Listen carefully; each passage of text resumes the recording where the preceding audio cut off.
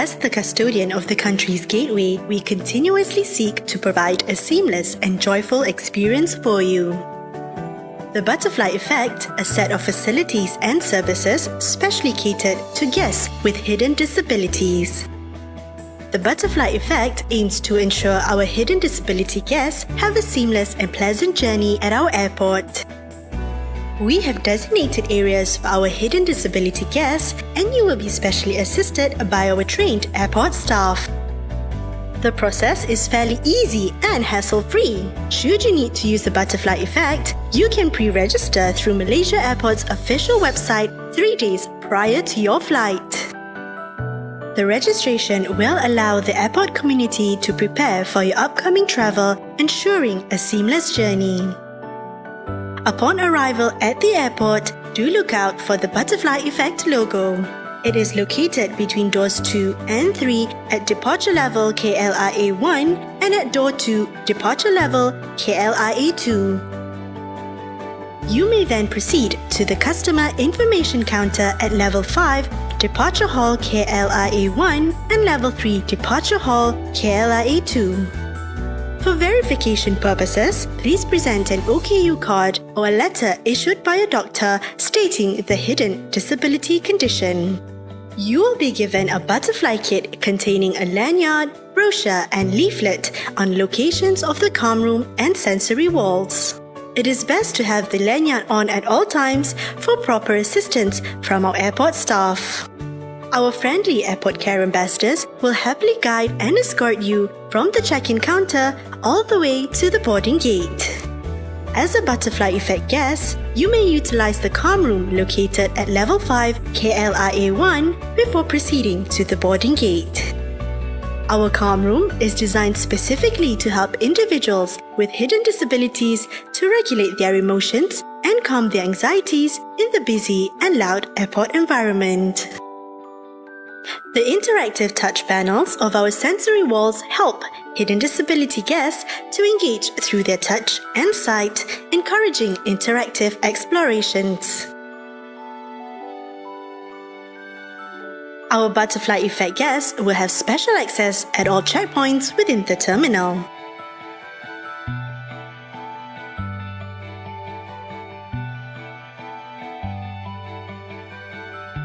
If your flight is at the satellite building, you may take the train or ride the bus and enjoy the scenery.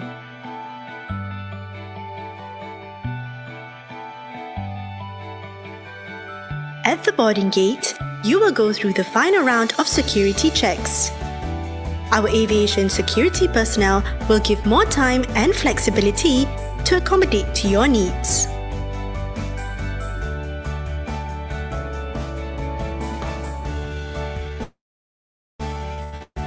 Hosts, the aim of the Butterfly Effect initiative is to provide an inclusive and seamless airport experience for all our guests.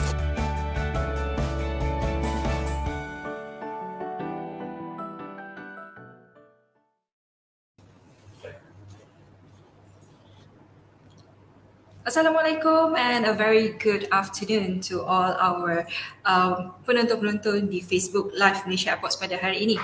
Selamat datang ke My Airports Butterfly Talk yang merupakan satu perbualan secara maya melalui Facebook Live oleh Malaysia Airports di mana kita akan berkongsi mengenai maklumat tentang kecacatan tersembunyi bersama para penonton kita pada hari ini. Saya Nurul Fatin akan bersama anda selama 45 minit akan datang. Tuan-tuan dan puan-puan, sejak bermulanya My Airports Butterfly Talk, kami telah banyak menceritakan tentang kemudahan dan perkhidmatan yang disediakan di lapangan terbang antarabangsa KL untuk individu kurang upaya tersembunyi ataupun lebih dikenali sebagai hidden disabilities. Baiklah, lebih kurang 2 minggu yang lepas kami juga telah berbual dengan Malaysia Airlines Berhad, MAB, tentang kemudahan yang disediakan oleh syarikat penerbangan semasa berada di dalam pesawat. Untuk sesi kali ini, selaras dengan tajuk pada kita pada hari ini, kita akan mengupas topik mengenai masa depan individu autistik di Malaysia. Apakah peluang yang boleh mereka perolehi selepas tamat alam persekolahan? Untuk makluman tuan-tuan dan puan-puan juga, menurut Center for Disease Control atau CDC, kebarangkalan autism adalah satu daripada 68 kanak-kanak dan ini bermakna kira-kira 9,000 kanak-kanak di Malaysia dilahirkan dengan autism. Walaupun kanak-kanak tersebut dilahirkan dengan autism, mereka juga mempunyai set kemahiran, kekuatan dan kebolehan mereka tersendiri. Ada yang berkejaya sebagai seorang chef, artis dan sebagainya. Ini menunjukkan bahawa dengan bimbingan yang betul dan intervensi daripada kecil lagi, ia mampu memberikan mereka kebolehan untuk bekerja di masa akan datang. Namun begitu, tuan-tuan dan puan-puan, peluang pekerjaan untuk individu autistik di Malaysia masih lagi kabur ekoran persepsi, cabaran dan kesukaran mereka untuk berkomunikasi dan memahami serta tidak memiliki kebolehan intelek yang luas. Untuk menceritakan perkara ini dengan lebih lanjut, kami telah menjemput bukan satu tetapi 4 panel daripada beberapa agensi untuk berkongsi bersama penonton kita pada hari ini mengenai peluang masa depan individu autistik di Malaysia. Dengan ini, izinkan saya untuk memperkenalkan ahli panel kita yang pertama iaitu Encik Ahmad Firdaus Abdullah Tahrin. Terima kasih Encik Firdaus kerana sudi bersama kita, bersama Malaysia Ports pada hari ini. Okey, terima kasih. Assalamualaikum semua. Selamat petang. Okay. Selamat petang juga kepada Encik Firdaus. Hari ni smart Encik Firdaus, dah mood raya pakai baju Melayu, songkok semua.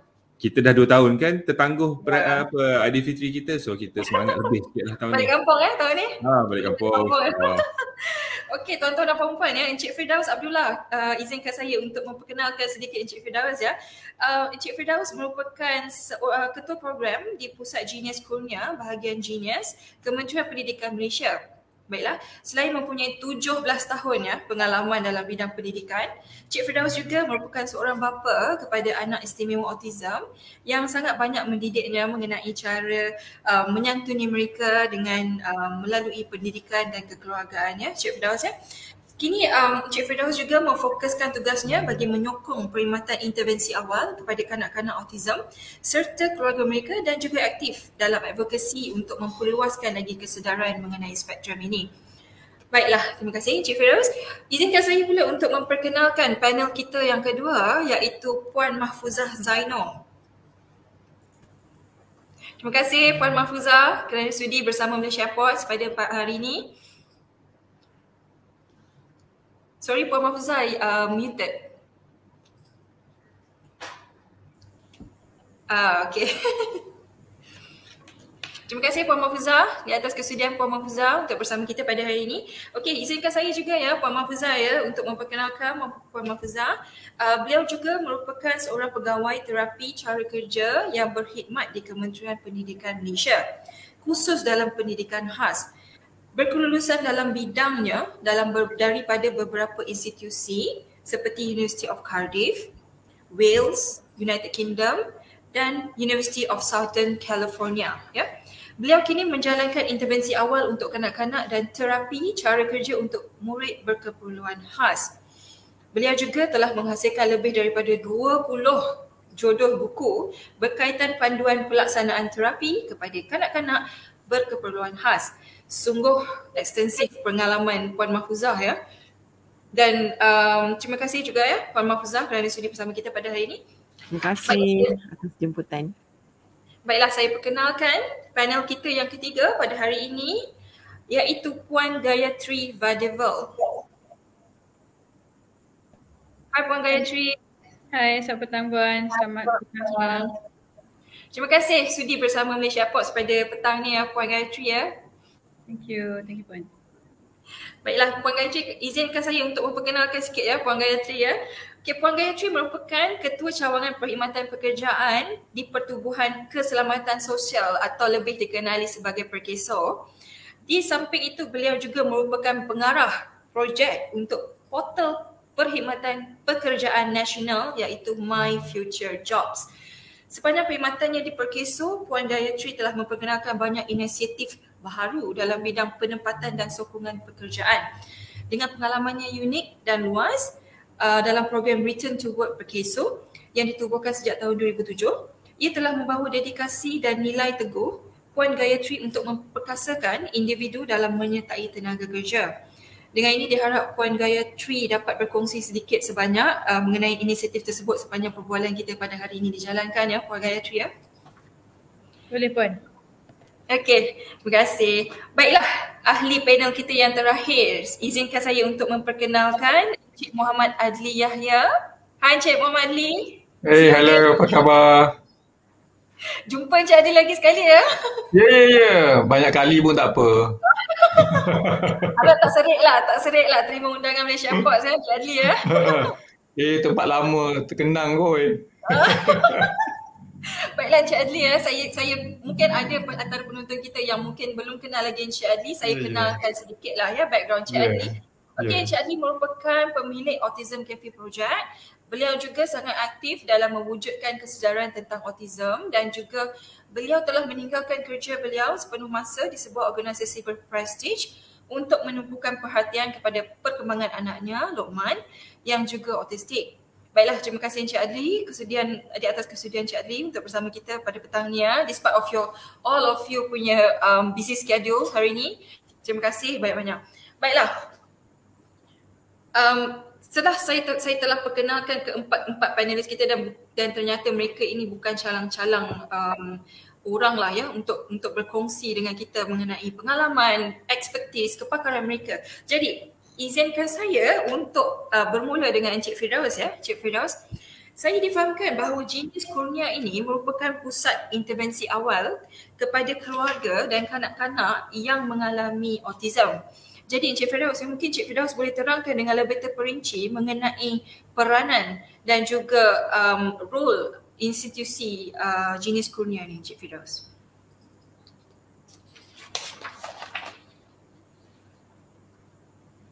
Sorry Encik Firdaus, kita tak dengar Encik Firdaus. Mute, masih mute. Okay, sorry, saya termute dua tempat. Mic saya mute, saya dengan ni pun saya mute. Okay. Alright. Okay, selamat petang semua kepada yang penonton kita pada petang ini. Terlebih dululah saya nak terima kasih kepada pihak Malaysia Airport kerana menjemput saya pada petang ini mewakili bahagian Genius. Untuk pengetahuan semua, jenis kurnia ini merupakan satu-satunya pusat intervensi awal lah yang khusus untuk kanak-kanak autism, yang mana di sini kita memulakan intervensi awal untuk kanak-kanak autism dan juga keluarga mereka. Maknanya kita bukan setakat memberi intervensi kepada anak, tapi kita memberi intervensi juga kepada ibu bapa bagaimana nak mengenal anak mereka, bagaimana nak meneruskan intervensi di rumah. Intervensi ni maksud dia satu program ataupun aktiviti yang kita lakukan untuk membantu kanak-kanak autism ini tadi. Bukanlah kata kita nak cure ataupun kita nak menyembuhkan anak ini daripada keadaan autismnya, tetapi kita nak bantu dia untuk mengembangkan lagi dia punya macam mungkin kanak-kanak ini mengalami masalah sensori. Kawan saya, sahabat saya tu Cik Mahfuzah ada di sini, mungkin dia boleh explain lebih lagi lah. Maknanya kami ni menumpukan kanak-kanak autism yang berumur seawal 2 tahun hingga 6 tahun. Maknanya selepas tamat intervensi di jenis kurnia ni, kanak-kanak ini akan meneruskan pula sesi persekolahan mereka sama ada di kelas pendidikan khas ataupun kelas pendidikan program inklusif di sekolah kebangsaan, sekolah HKC yang ada di seluruh Malaysia. Dan tempat kami ni dia special sikit sebab merupakan satu-satunya tempat intervensi awal yang ada di Malaysia yang mula ditubuhkan pada tahun 2015 yang lalu di bawah program Permata pada ketika itu. Dan alhamdulillah sejak dari penubuhan hinggalah hari ini kita dah pun memberikan intervensi kepada 2,340 orang lebih kurang kanak-kanak autism dengan keluarga mereka sepanjang tempoh perkhidmatan dan juga penubuhan kami. Dan alhamdulillah juga melalui rancangan Malaysia ke-12 kita telah diberikan satu bajet untuk membuka pusat jenis kurnia di seluruh negeri yang kita dah mulakan pembukaan pertama pada tahun 2020 yang lalu di Putrajaya. Itu kita punya cawangan yang pertama. Dan yang kedua yang bakal dibuka nanti insya-Allah di sebelah utara. Hai orang utara, kita akan bertemu lagi dekat dengan airport pula tu. Mana tahu nanti di sana pula kita akan ada inisiatif butterfly ni, ada butterfly effect di sana pula, di airport sana pula nanti kan. Bukan mana tu? Di Alustar lah. Alustar, okey. Dan jenis kurnia juga selain daripada memberikan perkhidmatan intervensi awal tu, apa yang kami berikan di sini adalah berdasarkan evidence based lah. Maknanya kita dah buat uji penyelidikan dulu, kita dah nampak result dan kita jadikan dalam bentuk modul untuk kita guna sama dan juga untuk kita sebar luas kepakaran kita kepada pusat-pusat intervensi awal yang lain yang ada di Malaysia. Tidak kira lah sama ada pusat itu berada di bawah kerajaan negeri, swasta, kita kongsikan ilmu itu supaya benda ni dapat diteruskan kepada semua tempat dan anak-anak dapat benefit ni waima mereka tidak berada di jenis kurnia. Okay, itulah sedikit mengenai jenis kurnia yang mana merupakan pusat kecemerlangan intervensi awal untuk kanak-kanak autism. Terima kasih. Cik Firdaus sebut 230,000 ke? Bukan 230, maafkan saya, 2,340 orang. 2,300. Ya, betul. 2,300 kanak-kanak yang telah intervensi di jenis kurnia ni. Jadi Cik Firdaus, mungkin ada sesetengah ibu bapa yang mungkin nak bertanya jugalah kan. Macam mana syarat kemasukan untuk ke jenis kurnia ni dan juga jurang pembelajaran dan sistem dia. Right, pertama sekali kalau kita tengok pada misi jenis kurnia adalah untuk kita nak sediakan satu sistem yang mampan dan berkualiti dalam peringkat intervensi awal dan juga peringkat autism lah. Okay, jadi bila kita cerita pasal yang mampan dan juga berkualiti ni, kita tidak ada apa-apa yuran dikenakan kepada ibu bapa yang memasukkan memohon kemasukan anak mereka ke jenis kurnia, tetapi kita cara kemasukan ke jenis kurnia dia bukan seperti sekolah, means ibu bapa boleh daftar and then dia menunggu dan kita masuk. So, oleh kerana kekangan tempat, kekangan tempat dan juga bajet daripada segi orang kata penjawatan pegawai intervensi di sini, maka setakat ini kita boleh ambil kanak-kanak dalam satu masa lebih kurang 300 orang di Kuala Lumpur dan 130 orang di Putrajaya. Jadi kemasukan itu dia hanya dibuat melalui doktor panel pakar kami yang akan menghantar nama-nama anak-anak ini ke jenis kurnia dan mereka ni akan berada dalam waiting list kita untuk beberapa ketika. Okay, dan apabila tiba masa mereka, sebab anak-anak di jenis kurnia ni dia perkembangan mereka bergantung kepada macam mana ibu bapa, macam mana anak itu sendiri menunjukkan reaksi kepada memberikan reaksi kepada kita punya intervensi. Sebab setiap kanak-kanak ni dia berbeza spektrum autism mereka, maka tahap perkembangan ni berbeza. Oleh kerana berbeza tahap perkembangan, bila dia naik kelas dari satu tahap ke satu tahap tu berbeza, maka intake kita special, kita bukan buat seperti di sekolah mana intake bulan 3 masuk, tamat bulan 2 tahun depan kan. Tapi di jenis kurnia mereka masuk mungkin pada umur 5 tahun sebab waiting list panjang. Mereka tamat intervensi pada umur 6 tahun. Ada yang akan masuk lewat sedikit tapi dia kenaikan mereka tu lebih cepat bergantung kepada mereka punya perkembangan. Maka kekosongan pengambilan tu diambil pada setiap bulan. Bila ada kosong je kita ambil, ada kosong je kita ambil. Dia macam tu di jenis kurnia. I see. Okay, terima kasih banyak Encik Firdaus ya. Okey, seterusnya kita ingin ajukan soalan kita kepada Puan Mahfuzah ya. Puan Mahfuzah, Kementerian Pendidikan Malaysia telah menyediakan peluang pendidikan untuk murid-murid dengan keperluan khas atau special needs ni ya Puan. Jadi apakah jenis kursus pendidikan yang diterapkan kepada murid-murid tersebut? Mungkin Puan Mahfuzah boleh kongsikan sedikit dengan kita. Okey, baik. Terima kasih atas soalan tersebut, Cik Fatin. Jadi pasti ramai ibu bapa tertanya-tanya lah bagaimana persekolahan untuk anak-anak yang mempunyai keperluan pendidikan khas ini. Jadi sebelum kita kenal, sebelum tu kita nak kena kenal dululah apa yang dimaksudkan dengan murid dengan keperluan pendidikan khas ni. Jadi mereka ini merupakan kanak-kanak yang dalam umur persekolahan iaitu 4 hingga 19 tahun yang mendapat diagnosis bertulis daripada pengamal perubatan bertauliah. Contoh diagnosis tu macam ketidakupayaan penglihatan, macam buta, rabun yang agak teruk.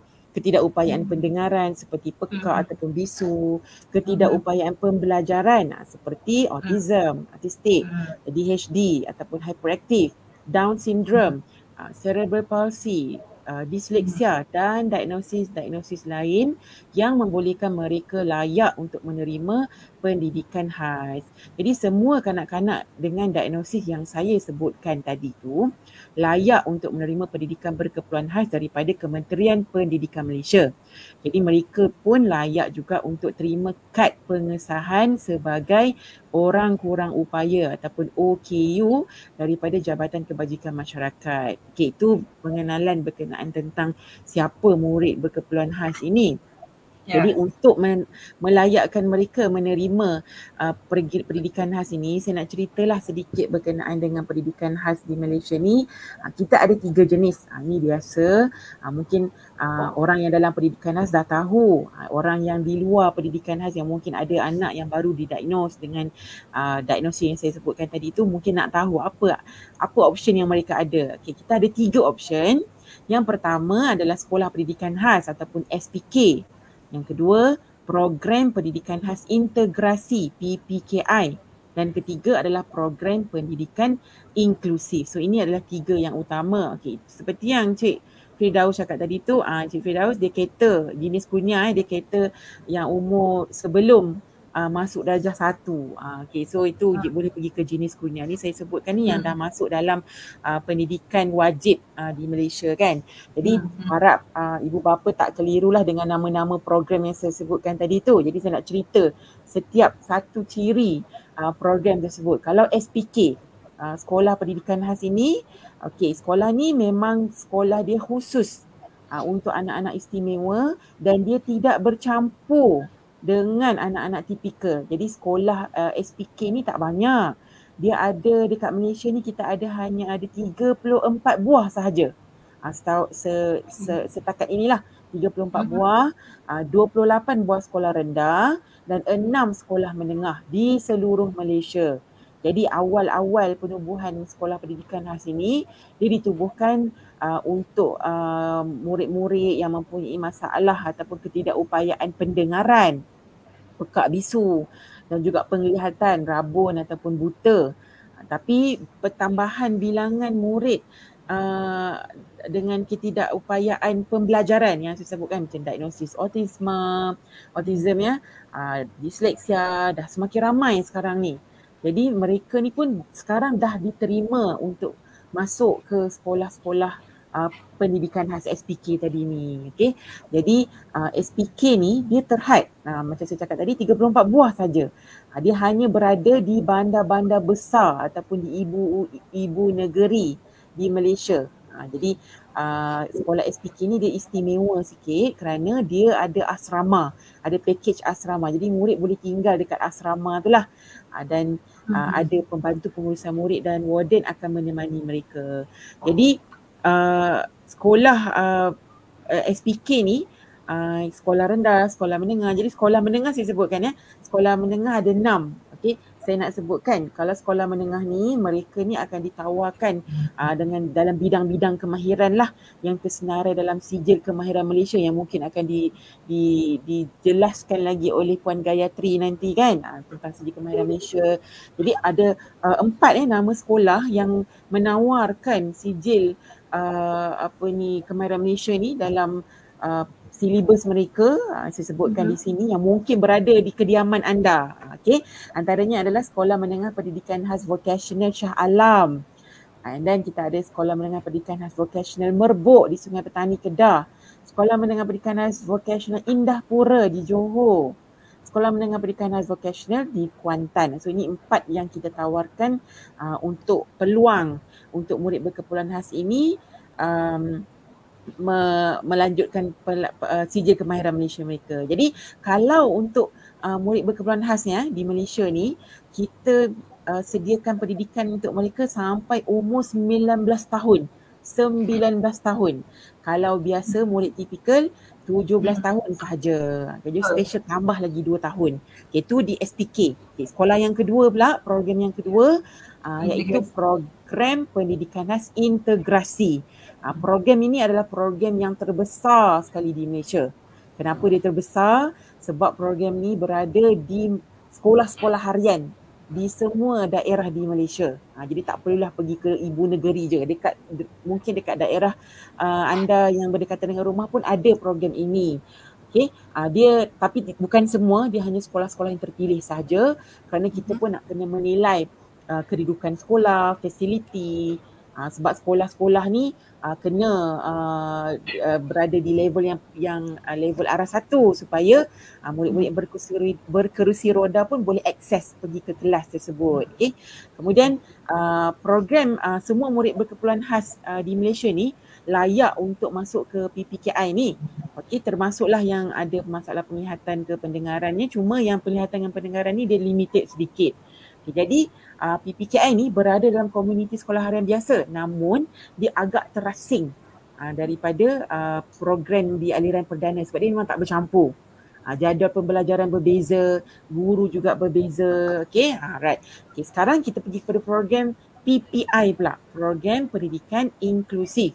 Jadi PPI ni maksudnya adalah murid yang ada diagnosis ini ataupun yang ada kad OKU ini belajar bersama murid di aliran perdana. Jadi program PPI di Malaysia ni agak unik sedikit kerana kita ada dua jenis. Satu jenis separa, satu lagi jenis penuh. Kalau yang separa ni, dia pergi ke kelas aliran perdana ni untuk kelas mata pelajaran tertentu sahaja yang mana dia mahir. Contohnya kalau dia mahir bahasa Inggeris, dia pergi kelas bahasa Inggeris sahaja. Subjek kelas lain dia akan masuk ke kelas PPKI di sekolah yang sama. Okey, kita panggil separa. So dia separa, dia ikut kekuatan murid tersebut.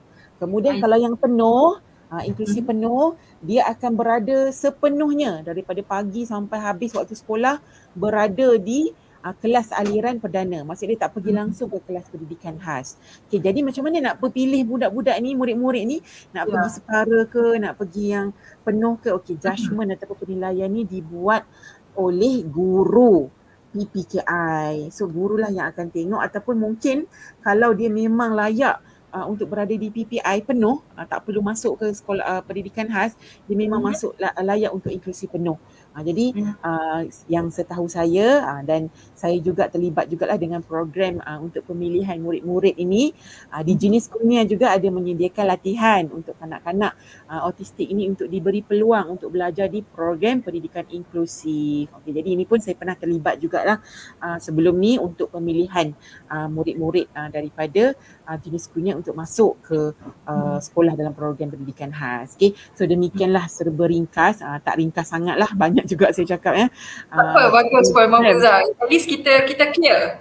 Ya, betul. Jadi kalau untuk jenis nak masuk ke sekolah-sekolah ke program-program ni, apa yang ibu bapa perlu buat adalah kena berhubung dengan Jabatan Pendidikan Negeri masing-masing. Sebab dekat sini diorang ada senarai sekolah yang ada program PPI, PPKI, semua tu ada. Jadi kena tanya JPN negeri ataupun PPD, Pejabat Pendidikan Daerah.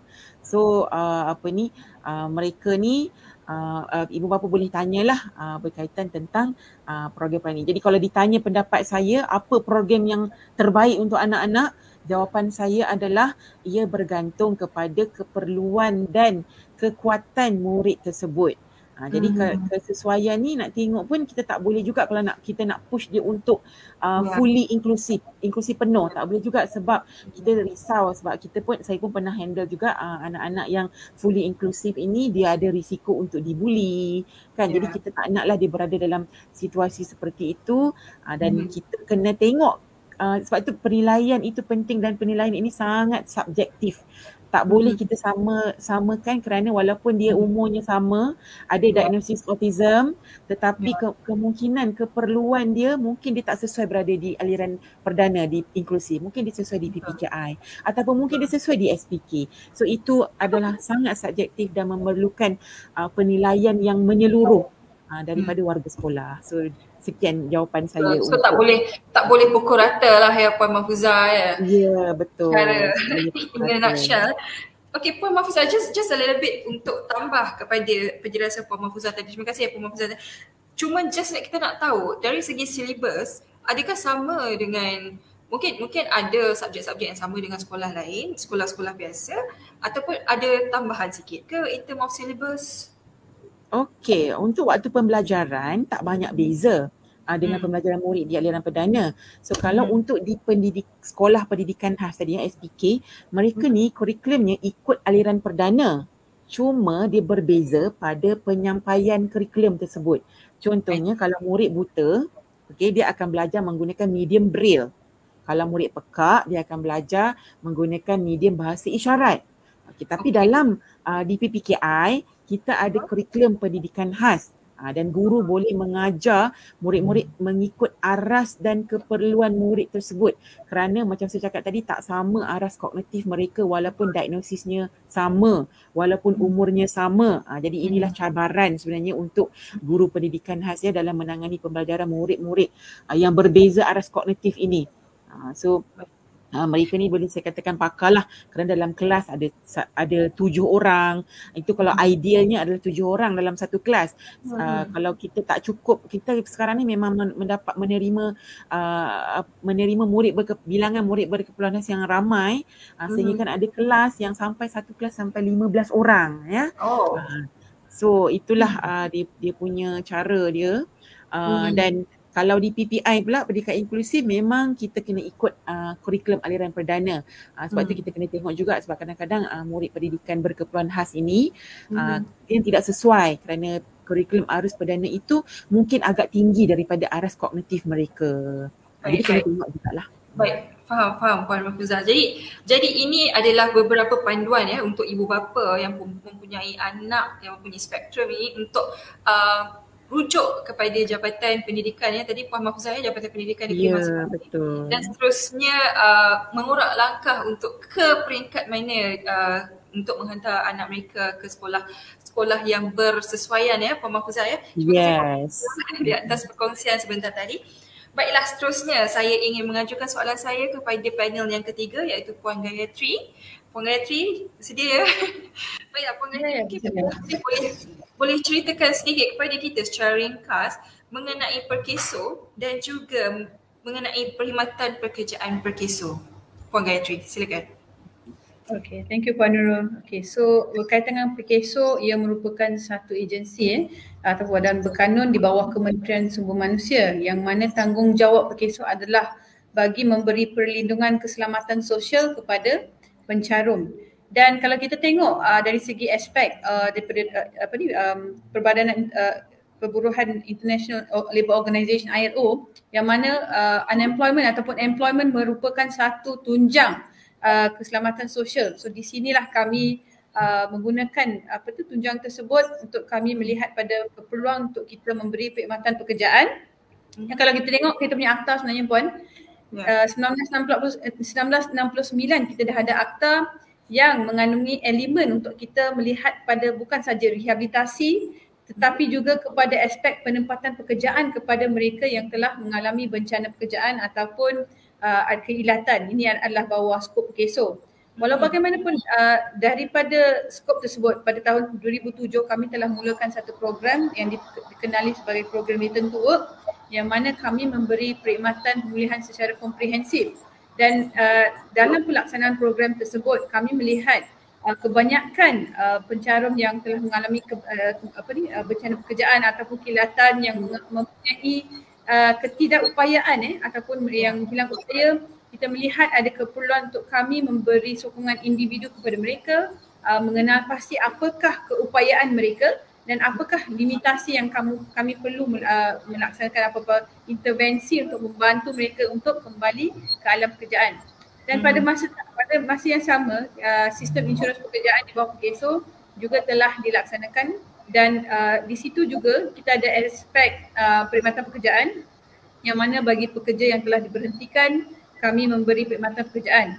So pada masa yang kita melaksanakan perkhidmatan pekerjaan untuk pencarum yang di bawah bencana pekerjaan dan bagi juga mereka yang telah diberhentikan kerja, kami melihat pendekatan yang kami mengambil untuk membantu golongan yang telah hilang upaya telah diperluaskan kepada semua pencari kerja, termasuk OKU yang ada congenital disabilities ataupun acquired disabilities, dan juga kepada semua jenis kategori pencari kerja. So kalau kita tengok dari segi konteks yang kita sebut tentang golongan sasar yang kita tengah bincangkan, kami melihat ada keperluan untuk kami melaksanakan proses yang structured approach untuk kami membantu mereka daripada start. Kita case tu dirujuk kepada kami untuk kami mengenal pasti apakah keupayaan mereka dan padankan mereka dengan pekerjaan yang bersesuaian. So di situlah satu perkhidmatan yang kami laksanakan di bawah perkhidmatan pekerjaan. So antara perkhidmatan ataupun inisiatif yang kita laksanakan di bawah program perkhidmatan pekerjaan PSO ni adalah termasuk kita punya My Future Jobs Portal yang merupakan satu platform perkhidmatan pekerjaan negara yang merupakan satu single window untuk kami membuat padanan pekerjaan melalui sistem tu yang menggunakan skill dan kompetensi. Tetapi itu sahaja tidak mencukupi, ada pelbagai inisiatif lagi yang mana kita juga ada sokongan individu yang kita memberikan kepada golongan rentan termasuk golongan sasar yang kita masukkan untuk kami memberi sokong individu. You'll be surprised kadang-kadang bila kita berjumpa dengan kandidat mereka datang ke PKSO ataupun mana-mana program yang kita ada, kadang-kadang dia orang datang interview pun dia orang pakai kain plekat. So this kind of simple things, simple aspek yang kami perlu bantu mereka untuk mereka membuat penambahbaikan ataupun even dari segi resume, mungkin dah lama diorang ataupun tak pernah buat resume. So kami akan membantu juga. If I can share satu case di mana ada seorang OKU yang datang bersama dengan parents mereka. So kita membawa sekali OKU tersebut dengan ibu bapa mereka ke tempat majikan yang kami nampak yang bersesuaian untuk mereka memahami apakah skop kerja yang ada dan bagi majikan tersebut juga untuk memahami apa keupayaan mereka dan melihat apakah skop pekerjaan yang mereka boleh laksanakan. So dengan itu we have that kind of intervention yang perlu dilaksanakan. Dan yang ketiga adalah program kebolehpasaran yang mana kita memberi pendedahan kepada pencari kerja berkaitan dengan apakah aspek ataupun ciri-ciri yang perlu ada sebelum mereka kembali ke alam pekerjaan. So dari segi penampilan mereka, dari segi ekspektasi mereka, kita akan membawa sendiri contoh-contoh individu yang telah berjaya ataupun kita bawa majikan sendiri untuk mereka menerangkan apa ekspektasi mereka kepada pencari kerja. Dan yang terakhir sekali adalah latihan. Yang ini kita memberi latihan juga kepada pencarum yang ada bencana pekerjaan ataupun keilatan di bawah program Return to Work untuk kita membuat upskilling, reskilling kepada mereka dan juga untuk mereka yang di bawah sistem insurans pekerjaan untuk kita melihat apakah jenis upskilling yang kita boleh laksanakan dengan objektif mereka dapat kembali bekerja sama ada ke industri yang asal ataupun industri yang baru. So that dengan ilmu yang mereka dapati daripada latihan ni dapat dipraktikan lah. So inilah serba sedikit ringkas tentang inisiatif-inisiatif atau program yang dilaksanakan di bawah PSO. Sangat komprehensif Puan Gayatri. Terima kasih di atas penerangan yang telah diberikan sebentar tadi. Saya ada lagi soalan kepada Puan Gayatri, tapi izinkan saya dulu untuk berinteraksi dengan penonton-penonton live kita pada hari ini. Kepada semua penonton, sekiranya anda mempunyai soalan untuk diajukan kepada keempat-empat panelis kita pada hari, sila tujukan soalan-soalan anda di ruangan komen di bawah ini. Dan kita akan menjawab soalan-soalan anda semua sebentar saja lagi Okey Puan Gayatri, kembali kepada Puan Gayatri. Jadi apakah peranan PKSO di dalam memastikan mereka yang kurang upaya ni, sama ada secara fizikal ataupun yang tersembunyi ni, supaya mendapat peluang pekerjaan sama seperti mereka yang lain? Saya faham daripada penerangan Puan Gayatri tadi yang ada skop pekerjaan apa semua kan yang you all boleh advise. Tapi adakah peluang pekerjaan tu sama untuk mereka yang mempunyai kurang upaya ni? Okay. Pertama sekali dari segi peluang yang sedia ada, terdapat pelbagai banyak juga peluang pekerjaan yang disediakan menerusi PKSO di bawah portal My Future Jobs.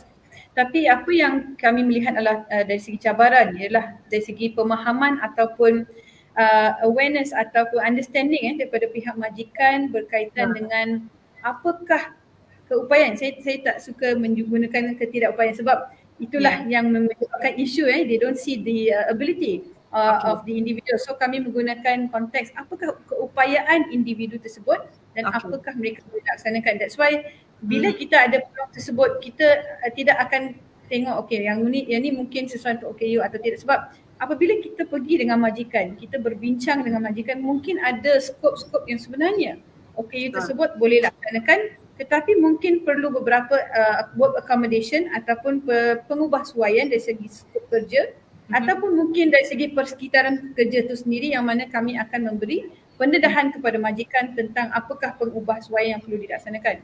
Yang kedua adalah dari segi memberi I would say awareness lah kepada majikan, sebab sering kali kita tengok sebenarnya dia adalah stigma.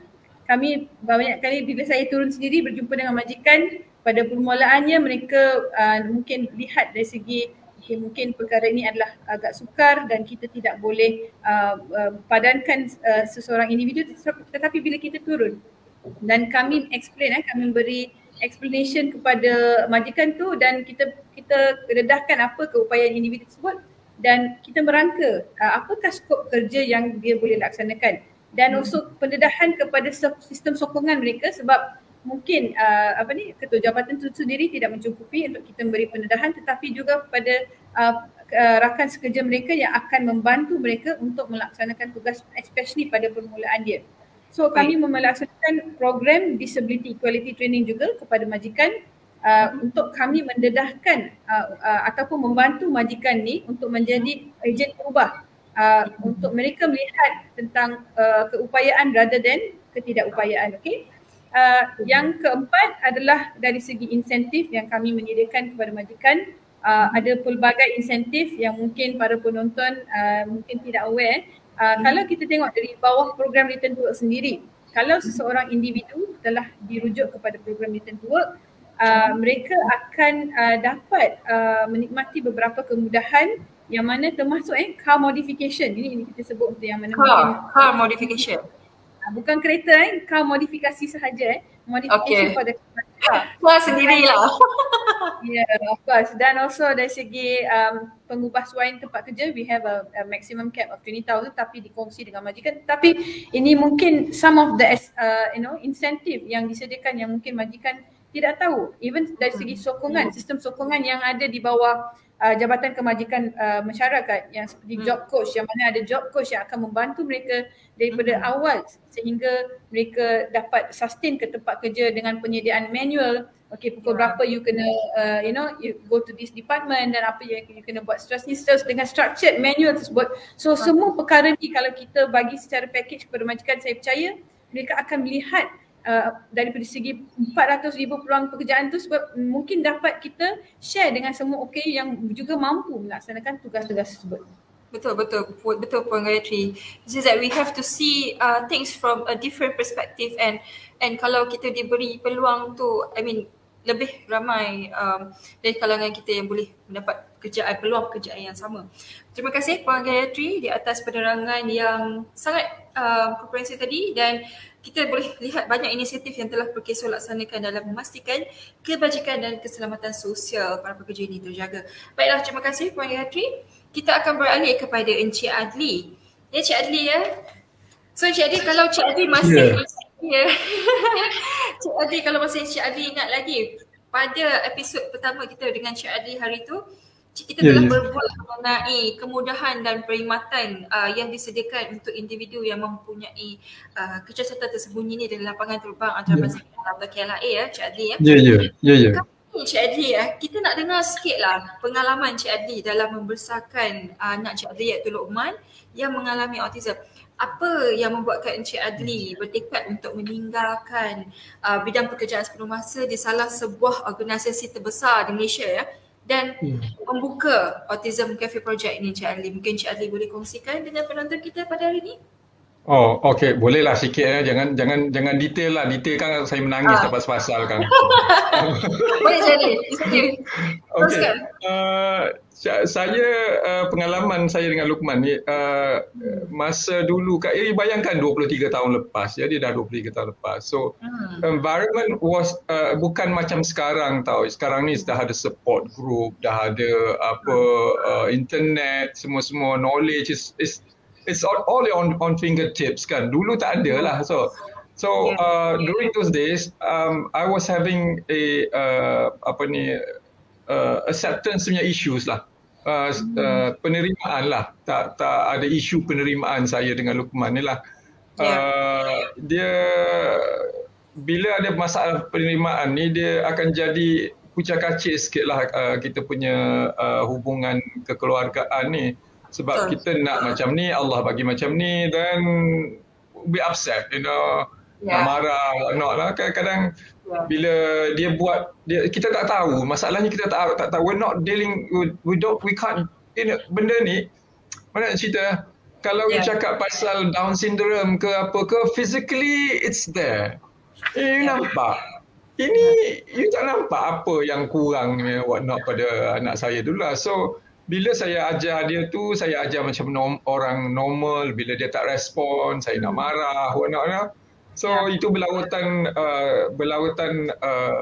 beberapa tahun lah.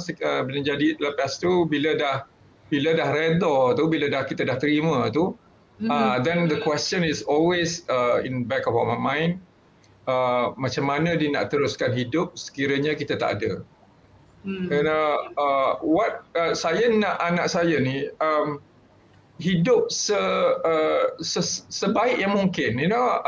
Mungkin tak sesempurna macam kita dapat bekerja, dapat but I'm trying to get him to live his life to his fullest capacity, his fullest ability. Itu yang I nak. I nak dia rasa macam kita lah. Naik train, naik LRT, bekerja, kalau ada girlfriend pun tak apalah, tapi tak ada lagi lah sekarang.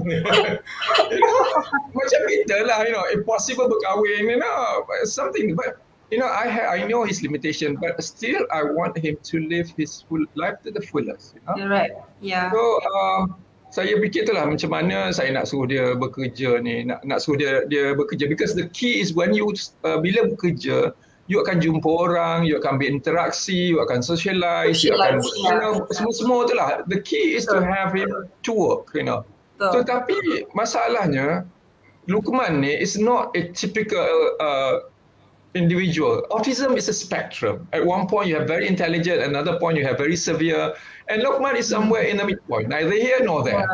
And he has his limitation, physical limitation. Dia punya fine motor skill is not strong enough, and dia ada limitation daripada dia punya vocab, dia tak boleh berinteraksi macam kita. So put him in the market. Who is going to employ him? Simple answer is nobody. Betul, ini reality, because when you went to an interview, imagine this, dia pergi interview and dia akan bersaing dengan kita, orang macam kita ni. Yeah. And how many companies would rather have him and the normal typical person like us, The simple answer is he won't get the job. Faham. So that inspire you. So I cakap, I can't leave this to anybody else. Saya tak boleh tinggalkan benda ni masa depan anak saya untuk orang lain usahakan. Saya kena usahakan sendirilah. So I set up this project for called Autism Cafe Project. Dah 5 tahun dah, alhamdulillah. And we have so far trained about dalam 42 orang budak. And budak-budak kami ni, once they are good, we brought them to the real world. Kita akan cari satu company yang make sure that they know about this boy personally, to the level personally, and employ them. Because kalau you letak dia tempat kerja yang apa-apa kan, I can guarantee you dalam 2 minggu kena buang. Because they don't understand them. Okay. They don't understand that. Meaning kalau dia nak rehat kerja 1 jam, dia nak rehat 5 minit, kerja 1 jam, dia nak rehat 5 minit. Doesn't mean they are lazy. Dia tak malas. Cuma that is their character. Dia ada, So kalau you letak dekat luar, then people see them malas. But they're not. Budak-budak saya ni kan paling rajin tau. Cakap you paling rajin. You suruh dia buat kerja, dia buat kerja. Luqman ni kalau suruh dia buat kerja, dia akan buat kerja non-stop. Sekali you cakap berhenti. Okay. So you look at that from that perspective. Who is the most suitable individual to the society, to the working place tu? Dia sebenarnya. Tapi it has to be the right position, the right job description. You tak boleh letak, katalah budak tu tak boleh bercakap. You letak dekat customer service. Assalamualaikum lah kan, I mean, if let's say budak tu suka membersih, you letakkan tempat kitchen basuh pinggan, I'm sure he will excel. I'm sure. Macam kita lah, you know, kalau kita suka, kita akan buat benda yang kita, bila kita suka, memanglah chances to be a successful punya result, there will be that. You know. Saya buat macam tu lah. Alhamdulillah lah Luqman ni, kalau you banding dulu dengan sekarang, it was I think incredible journey lah. Dia dah pandai banyak benda lah, you know. We send him to school. Betul Cik Adi. So through the right approach and pendidikan yang baik daripada surrounding kan, especially from parents Cik Adli, then into what he is today. So kita boleh tengok kebolehan Luqman ni dalam melakukan tugas di dapur, termasuklah penyediaan makanan Cik Adli. So Cik Adli, macam boleh Cik Adli just a brief one lah, just a brief macam mana Cik Adli didik Luqman untuk lakukan tugas-tugas? Is it everyday task ke ataupun macam mana? It's everyday. Luqman ni he's very observant, you know, very observant. Tapi dia tak boleh macam minta maaf lah saya cakap betul ni saya cakap pasal Luqman ya. Jangan terasa cikgu-cikgu dekat sana saya ni cakap betul. Betul, letak Kang terasa pula Kang terpasal-pasal saya kena kutuk Kang. Ya, tak apa, cikgu teruskan. You know, Luqman saya hantar dia sekolah. I am very result driven. When I do something I must make sure they has result. Bila I hantar dia sekolah, I pergi mengintai tahu cikgu buat apa dekat dia sekarang. I pergi senyap-senyap dekat pintu tengok apa. And I found out cikgu ni mengajar dekat dinding, dekat papan hitam tahu dia tulis apa-apa kan. For Luqman, the attention span is not there. You ajar dekat papan hitam dia tak dapat tau. So 2 tahun kami hantar dia tak 2 tahun dia tak dapat apa-apa. So bila saya hantar dekat cafe kami tu, I knew my son very well. So I just focus on macam Puan Gayatri cakap, focus on the ability saja. As cliche as it is, you know, betul tau. Focus on his ability, you know. Saya buatlah and gulang fokus on benda yang dia suka sahaja. Saya tak paksa budak-budak saya benda yang dia tak suka. Because when you do that, you're courting for issues, for trouble. Kita dah operasi 4 tahun lebih, 5 tahun dah masuk 5 tahun, we never had tantrum. We never had meltdown. Okay. So Luqman suka menyediakan makanan lah. He likes to prepare food. Dia suka benda-benda yang repetitious, you know. Because macam katalah kita buat nasi lemak, akan kita letak betul-betul kacang, cucumber, benda-benda kita letak depan. So bila dia buat, dia akan tahu this second, third, fourth, fifth, you know, and nasi.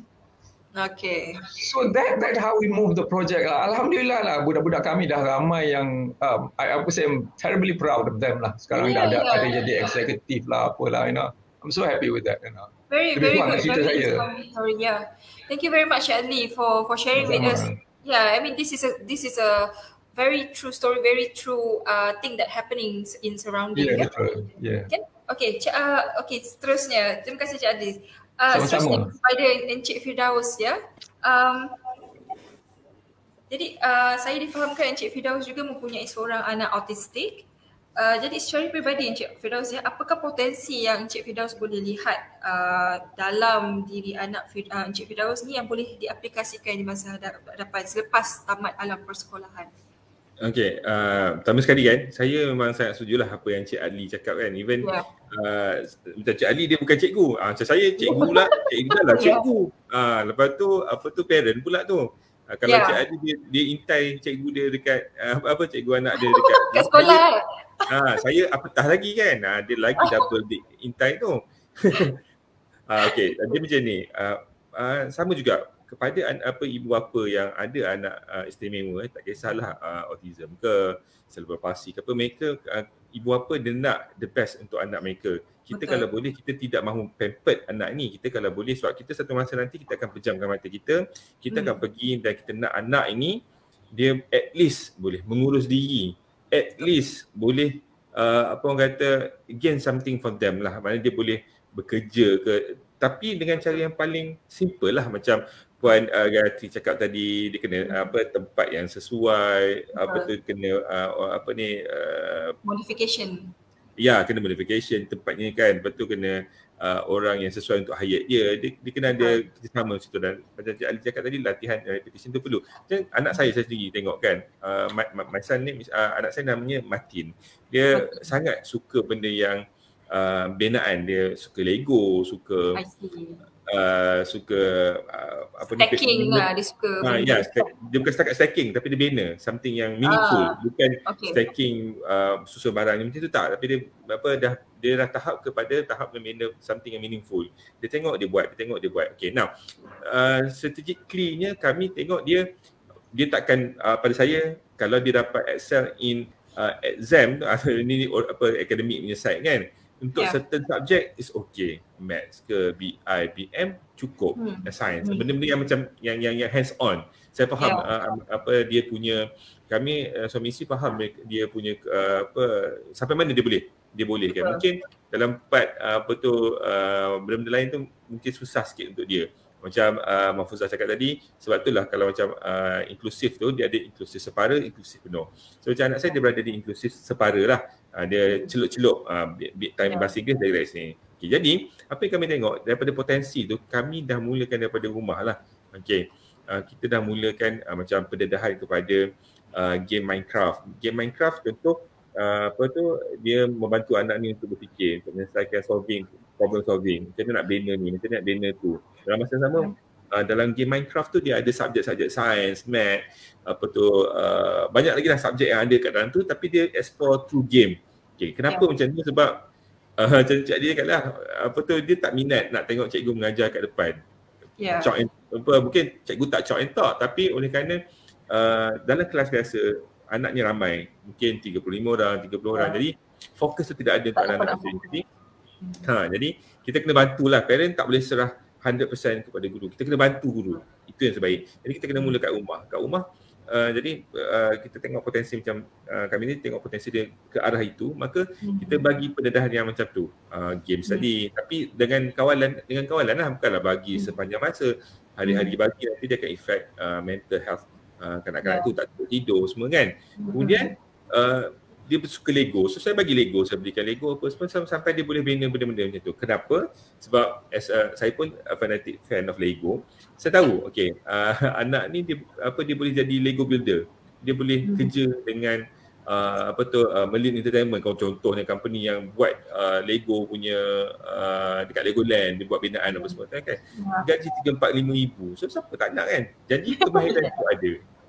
Jadi saya dah targetkan anak saya punya laluan ke arah itu. Macam Cik Ali dia targetkan anak dia ke arah untuk kafe. Dia boleh operation, dia boleh jaga, dia boleh tengok anak sekali. Macam saya boleh dia boleh work from home contohnya kan. Dia tak perlu kerja, dia just buat kerja dia kat rumah. Dan dia dapat something untuk diri dia sendiri, untuk masa depan dia dikumpul apa kan.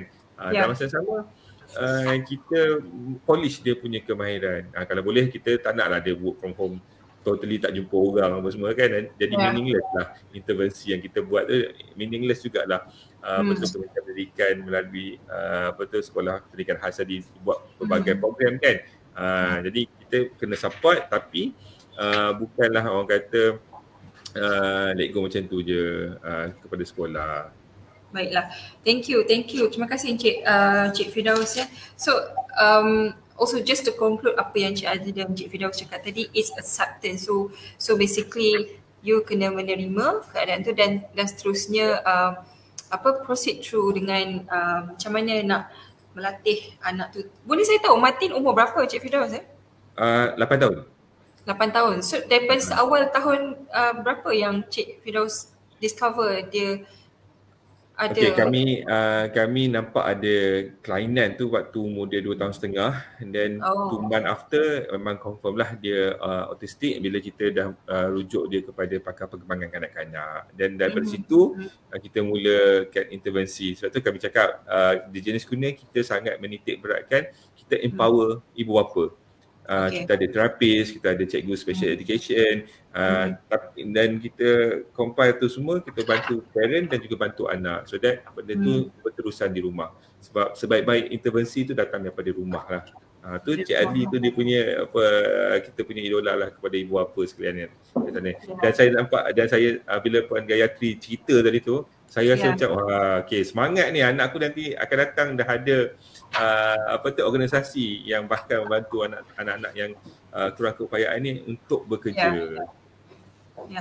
Baik, terima kasih Encik Firdaus ya. Terima kasih, sangat menarik cerita Encik Firdaus ni. Baik, soalan seterusnya kepada Puan Gayatri dan mungkin soalan yang terakhir lah ya untuk sesi kita pada hari ini. Tapi kita ada juga soalan-soalan daripada penonton ya. Itu tak apa, terus sekejap lagi. Kita balik kepada Puan Gayatri. Jadi apakah pandangan Puan Gayatri ya terhadap peluang pekerjaan yang ditawarkan? Tadi saya dah tanya soalan ni lah, whether dia adakah dia punya peluang tu sama ke tak, tapi bagaimana prosedur atau perbincangan yang dilakukan bersama pihak majikan supaya peluang pekerjaan ini dapat ditingkatkan kepada mereka yang mengalami kelainan upaya ni? Okay, thank you Puan. Just nak share, pada permulaan apabila kami start program ni, kami turun ke Padang, jumpa majikan kami ketuk pintu, ada majikan yang nak entertain, ada majikan yang tak entertain. So memang mencoba pada permulaannya. Tapi after lama-lama kami mendedahkan structured approach ni, kami mendapat banyak panggilan. In fact, hari ni juga ada panggilan daripada majikan untuk minta golongan sasar yang kita maksudkan. So mungkin Cik Adli dengan Cik Firdaus nanti saya akan call lah kalau ada mana-mana golongan OKU yang di bawah di spektrum untuk kami bantu untuk mereka dipadankan ke majikan. So what I'm saying is that the awareness is increasing. I think there's a lot more to be done. Banyak lagi yang kita kena buat.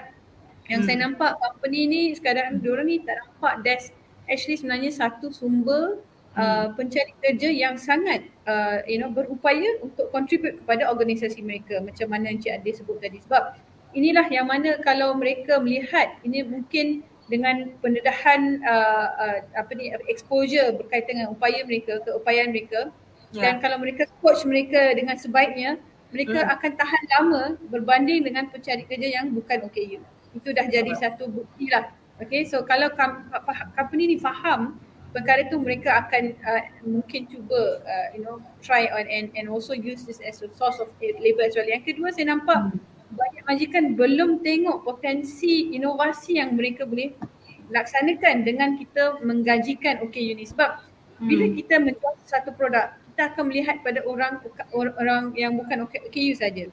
Tapi bila kita ada diversity dalam satu organisasi dari segi aspek-aspek lain yang kita kena fikirkan, kita akan kembangkan produk-produk kita yang juga menampakkan keperluan untuk include golongan OKU ni, dan kami akan memperluaskan kita punya target market sebenarnya, dan ini sebenarnya akan menguntungkan syarikat sebenarnya. So inilah mungkin aspek-aspek yang pelbagai majikan belum nampak lagi, dan inilah harapan kami untuk kami memberi pendedahan yang secara berterusan lah kepada majikan dan sokongan kepada majikan untuk mereka melihat aspek ini.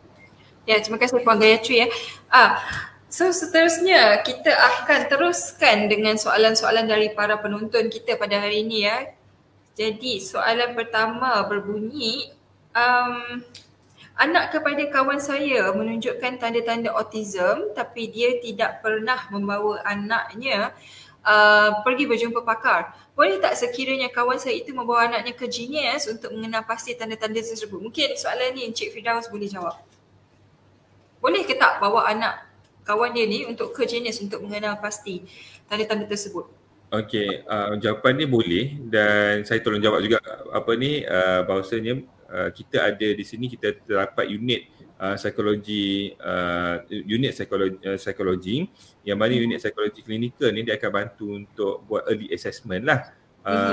Dan boleh pergi layari website kami. Dekat website kami tu ada form untuk ibu bapa tersebut isikan, dan kita akan call lah parent tersebut untuk buat appointment untuk kita buat assessment tersebut. Tetapi itu hanyalah assessment, bukan kata kita terus diagnose ke apa ke, tidak, tetapi dia adalah screening, early assessment sahaja. Itu sajalah kalau di jenis. Okey, baik, terima kasih Cik Firdaus ya. Okey, soalan yang kedua adalah daripada Fakira Aizam. Perkeso ada buat apa-apa program latihan untuk mereka yang memerlukan pekerjaan tak? Puan Gayatri. Alright, kita ada program latihan untuk mereka yang di bawah program return to work, okay, yang mana mereka pekerja yang telah mengalami bencana pekerjaan ataupun keidatan. So untuk khusus untuk latihan saja adalah bagi pencarul lah. Tetapi untuk perkhidmatan lain yang saya sharekan tadi adalah untuk semua golongan mencari kerja, termasuk golongan sasar yang kita tengah bincangkan lah. Right? Baiklah, terima kasih Puan Gayatri.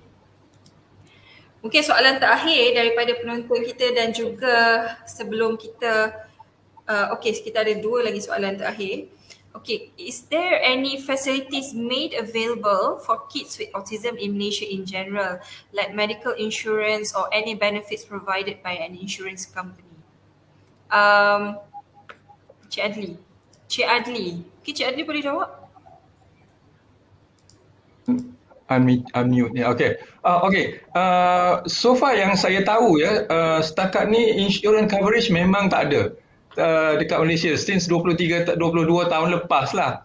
Tapi rasanya sebulan lepas a company called FWD Takaful, they have came out with a medical plan tau untuk kanak-kanak untuk remaja autism, kanak-kanak dengan remaja autism. I rasa ni bukan nak promote dia punya brand tak, tapi rasanya elok parents ni pergi inquire dekat FW Takaful pasal dia punya what do you call this medical plan ni. Ini mustahak tau. Mustahak. Ada insurance kami dia orang tak qualify because they consider them as a high risk individual. So tak ada. So nak dapat kalau kena masuk hospital what not tu masalah lah. Hospital bill nowadays ya Allah menggunung tinggi. Betul. You know, kalau dah ada medical plan ni, this is very important. Kita tak nak benda penyakit apa, tapi kalau berlaku at least the boys are covered, you know. Yeah. So I would urge the parent yang dengar cerita ni pergi inquire dekat FWD Takaful about the medical plan. It is very very important. Bukan nak apa-apa tak, tapi betul-betul mustahak. Saya pun insya-Allah tak register lagi tapi akan ambil lah insya-Allah. Baik Cik Ade, thank you. Terima kasih. Sama-sama. Soalan yang terakhir. Sorry, just nak tambah. Yes. Nak tambah sikit lebih tadi. Sebab kalau seorang OKU yang telah bekerja akan dilindungi oleh Perkeso di bawah skim-skim di bawah Perkeso. The thing is, the goal is to get them into employment and then Perkeso akan melindungi mereka lah. Okay. Baik, terima kasih Puan Gayatri. Okey, soalan yang terakhir. Bagaimana boleh saya dapatkan bantuan daripada Perkeso? Ada mana-mana cawangan di Johor Bahru, Puan Gayatri, ataupun mungkin website ke yang mereka boleh refer dulu sebelum pergi ke mana-mana cawangan? Okay, so ada apa ni? Yes, we have 54 branches di seluruh Malaysia dan di Johor adalah di Larkin. Dan tuan-puan boleh melayari www.perkeso.gov.my kalau nak tengok mana cawangan kita. Dan bagi untuk tujuan carian pekerjaan www.myfuturejobs.gov.my dan kita juga ada 45 lebih satellite center di kawasan luar bandar yang ada disenaraikan di bawah portal My Future Jobs yang mana pencari kerja boleh datang ke mana-mana interview yang kami sediakan. Kami juga buat interview untuk golongan OKU secara berkala. So these are some of the initiatives yang tuan-puan boleh melayari lah melalui laman web kami. Terima kasih. Jadi Puan Gayatri, mereka boleh register and masuk dalam database tu. So sekiranya ada training ni, Perkeso akan panggil, betul? Okay, untuk My Future Jobs is a free platform. Bila-bila masa sahaja, sesiapa sahaja boleh pergi ke dalam portal tu. Dan dalam portal tu, you can see dalam kalender kami ada program temuduga secara mingguan. Dekat setiap branch Perkeso kami, 54 branches, kami juga ada program temuduga terbuka khususnya bagi OKU. That means yang tu memang kita tak benarkan orang bukan OKU attend lah. So every week akan ada program-program ni lah. Okay? Baik, terima kasih Puan Gayatri. Baiklah, terima kasih para penonton di atas soalan-soalan yang telah diajukan sebentar tadi ya. Diharapkan perbualan hari ini dapat memberikan manfaat kepada semua para penonton, khususnya ibu bapa di luar sana yang ingin memberikan yang terbaik kepada anak-anak kurang upaya seperti autism. Jika anda mempunyai apa-apa soalan, anda boleh layari laman Facebook kami dan tinggalkan soalan di dalam komen dan kami akan cuba membalas komen anda. Dan untuk mengetahui lebih lanjut mengenai kemudahan dan perkhidmatan butterfly effect yang disediakan khas untuk penumpang kurang upaya tersembunyi melalui lapangan terbang antarabangsa KL, anda juga boleh melayari laman web kami iaitu di www.malaysiaairports.com.my untuk maklumat lanjut. Sekali lagi saya ingin mengucapkan ribuan terima kasih kepada keempat-empat panelis kita pada hari ini, Puan Gayatri, Encik Adli, Encik Firdaus dan juga Puan Mahfuzah di atas kesudian anda semua untuk bersama kita dalam 1 jam lebih dah ya kita bersiaran langsung ni ya, 1 jam 10 minit. Selalunya 45 minit je tapi hari ini because kita ada banyak isu-isu yang topik-topik yang dikupaskan dan sangat-sangat informatif semuanya ya. Jadi untuk semua penonton kami di luar sana, terima kasih kerana bersama kami sehingga ke akhir rancangan dan nantikan episod seterusnya. Sehingga itu, kekal selamat, kekal sihat dan patuhi semua SOP yang ditetapkan. Bye. Jaga diri semua. Terima kasih. Sama. Selamat Raya. Masa lepas Selamat Raya.